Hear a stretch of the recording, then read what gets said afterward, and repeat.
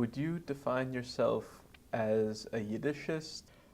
I am not ideologist. I am not, and also I like to insert Yiddish in a whole context and in the global context. So you have to see all the dimension and the comparative and the parallel dimension of. For example, I am working on the early modern period, so it's important to see the porosity, the